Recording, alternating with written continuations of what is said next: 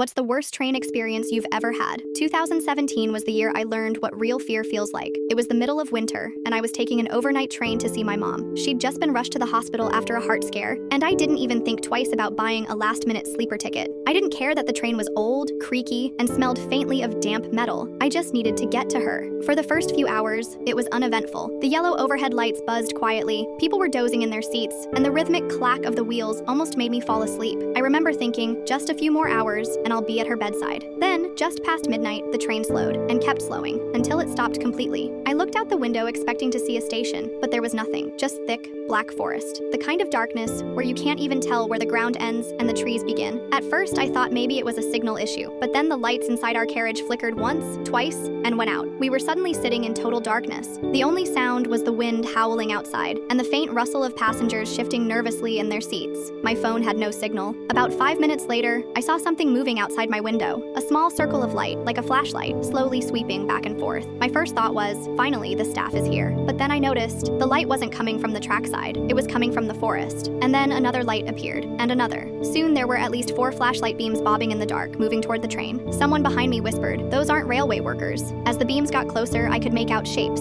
4 men in dark hooded jackets, walking slowly alongside the train. One of them banged his hand hard against the metal. The entire carriage jumped. Somewhere down the aisle, a woman gasped and clutched her child. Before anyone could react, I heard the sound of metal scraping. The door at the far end of the carriage swung open, and the hooded men stepped inside. It happened fast. One of them shouted for everyone to hand over their wallets, phones, and jewelry. Another man grabbed a passenger by the collar and yanked him out of his seat. A third man swung what looked like a metal pipe, hitting the overhead luggage racks just to scare people. The sound was deafening. Someone tried to resist, an older man in the front row, and one of the robbers hit him hard in the stomach. He crumpled to the floor, wheezing in pain. I froze in my seat, clutching my bag so tight my fingers hurt. They moved through the carriage like wolves, snatching anything valuable and shoving passengers if they didn't move fast enough. I could smell sweat, fear, and something metallic, blood maybe, from the man who'd been hit. Then, somewhere in the distance, a long, low horn echoed through the night. A pair of bright headlights cut through the forest. Another train was approaching from the opposite direction. The men looked at each other, and without a word, they bolted for the exit. They jumped down onto the tracks, disappearing into the trees, their flashlights bouncing wildly until the darkness swallowed them completely. A few minutes later, our train lights flickered back on. The conductor finally walked through the aisle,